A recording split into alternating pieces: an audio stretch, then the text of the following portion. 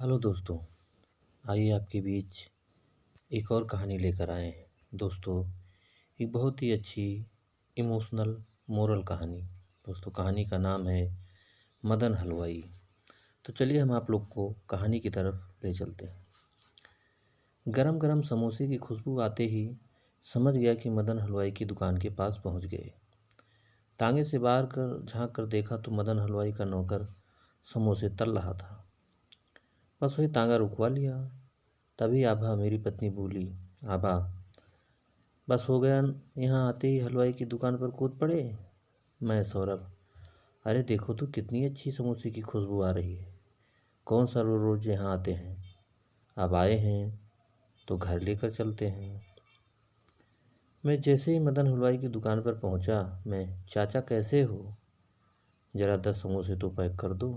मदन हलवाई, बहुत दिनों के बाद दिखाई दिए बबुआ, तुम्हारे अम्मा बाबूजी रोज तुम्हारी राह देखते थे।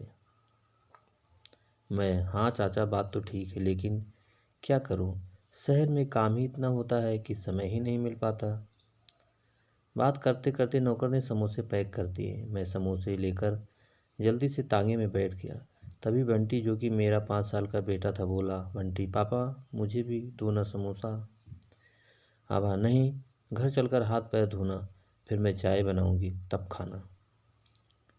कुछ ही देर में हम घर पहुंच गए। अम्मा बाबूजी से मिलकर अच्छा लगा। बंटी फिर से समोसा खाने की जिद करने लगा। भला दादी कैसे अपने पोती का दिल तोड़ दी। उन्होंने तुरंत एक समोसा निकालकर उसे खाने के लिए दे दिया। बंटी एक हाथ में समोसा लिए, दूसरा हाथ पतंग उठाए छत की ओर चल दिया।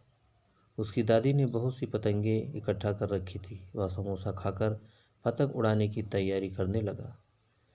नीचे आंगन में सब बैठकर समोसा खा रहे थे। तभी आभा चाय बनाकर ले आई। सुभाष, बाबूजी ये मदन के समोसे तो कमाल के होते हैं।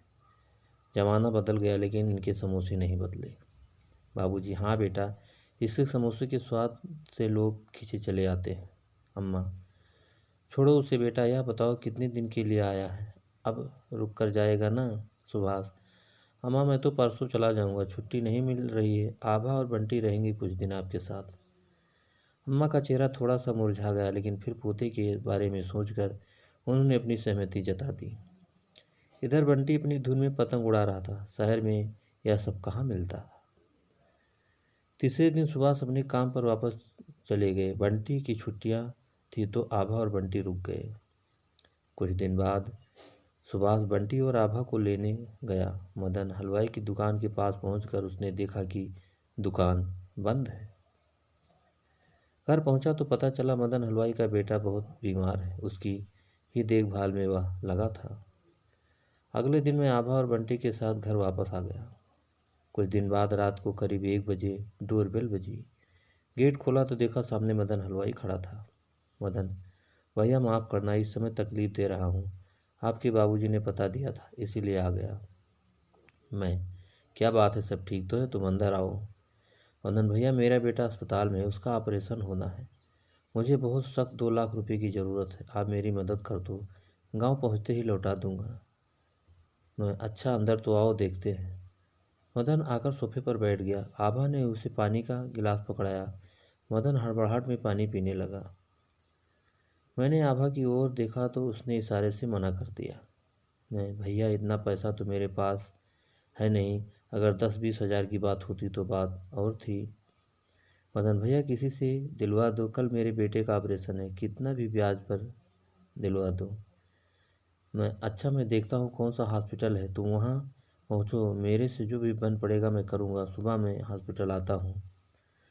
मदन हॉस्पिटल का नाम बताकर जाने लगा। जाते जाते उसने मेरा हाथ अपने हाथ में लेकर कहा, मदन भैया शहर में बस आप ही का सहारा है, ध्यान रखना। उसके जाने के बाद आभा ने कहा, आभा कोई ज़रूरत नहीं है इसे पैसे देने की, कोई हमारा रिश्तेदार तो है नहीं।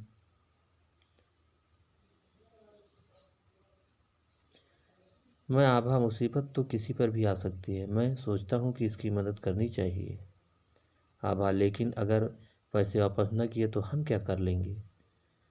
मैं, देखा जाएगा, वैसे भी गांव जाकर बाबूजी को सुनाएगा, उन्होंने बहुत उम्मीद से मेरे पास भेजा होगा। आभा कुछ नहीं बोली, लेकिन उसकी आंखों से दिख रहा था कि उसे यह सब अच्छा नहीं लग रहा है। मैं रात भर कसमकस में रहा कि क्या करूं। अगले दिन मैंने मन बना लिया कि मैं उसकी मदद करूंगा। मैं सुबह ही बैंक गया, वहां से पैसे लेकर सीधा अस्पताल पहुंचा। रिसेप्शन पर मदन खड़ा था। मैं, भैया 2 लाख रुपए जमा कर दो। मुझे देखकर मदन की आंखों में आंसू भर आए। मदन, भैया तुम्हारा बहुत धन्यवाद, लेकिन अब इसकी ज़रूरत नहीं। आज सुबह 4 बजे मेरा बेटा चला गया मुझे छोड़कर। मैं, लेकिन कैसे? आज तो उसका ऑपरेशन होने वाला था। मदन, सब ऊपर वाले का खेल है भैया, लेकिन आपका यह एहसान मैं कभी नहीं भूलूंगा।